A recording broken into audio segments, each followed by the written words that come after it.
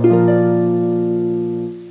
लोगों को एक छठ गीत सुनाने जा रही हूँ। आप लोग को अच्छा लगे तो लाइक शेयर और सब्सक्राइब करिएगा। गली गली घूमली छठी मैया सेवका पुकारली, सेवका पुकारली हो। सेवका मोरे घाटे दुबिया उपजी गा, ये मकरी जाला मारई हो। सेवका मोरे घाटे दुबिया उपजी गई, मकरी जाला मारई हो। घर में से निकले तिवारी राम मैया से अरज करई, माई से अरज करई हो। माई तोहरई ई घाट हम सफा आईब, मकरी उजारब, मकरी के मारब हो। छठी मैया तोहरई घाट हम साफ करबई, मकरी उजरबई हो। घर में से निकली नीलू देई, हथवा सिन्होरा लिहले, हथवा सिन्होरा लिहले ओ। छठी मैया तोहर घाट गोबर से लिपाई, बैत चौका पुराईब, चौका पुराईब हो।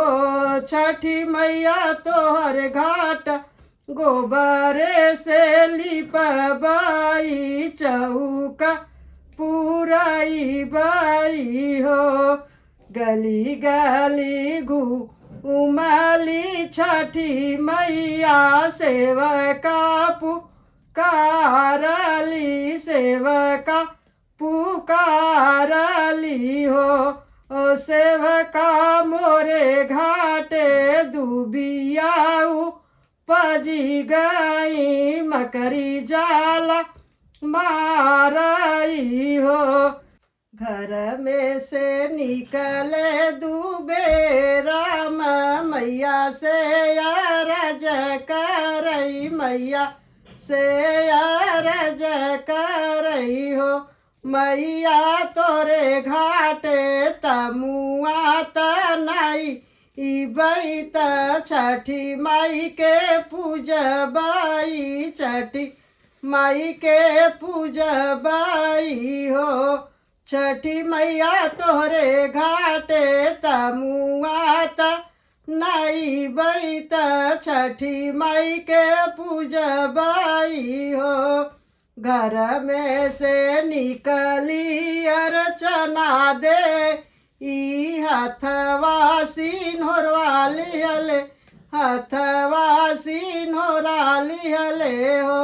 मैया तोरे घाटे कोसिया भरई, इबई तो हाई हम पूजबई, तो हाई हम पूजबई हो।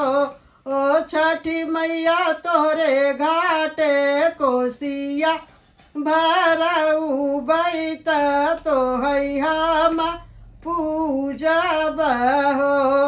गली गली घूमली छठी मैया सेवका पुकारई, सेवका पुकारली हो। सेवका मोरे घाटे दुबिया उपजी गई, मकरी जाला मारई, मकरी जाला मारई हो। घर में से निकले पांडे राम मैया से अरज करई, माई से अरज करई हो।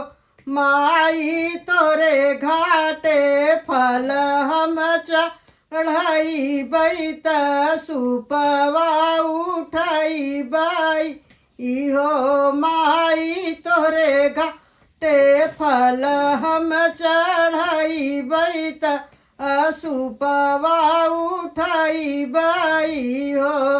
घर में से निकली पुष्पाद हथवा सिन्होरा लिहले हथवा सिन्होरा लिहले हो। मैया तोरे घाटे बजन बजाइब तो हाई हम पूजब तो हाई हम पूजब हो। छठी मैया तोरे घाटे बजन बजवाइब तो हाई हम पूजब हो। गली गली घूमली छठी मैया सेवा का पुकारई सेवका पुकारली हो। सेवका मोरे घाटे दुबिया उपजी गे मकरी जाला मारई हो। घर में से निकले उपद्याराम मैया से अरज करई मैया से अरज करई हो। मैया तोरे घाटे दौरा लियाई बई उखिया चढ़ाई बई फलवा चढ़ाई बई हो।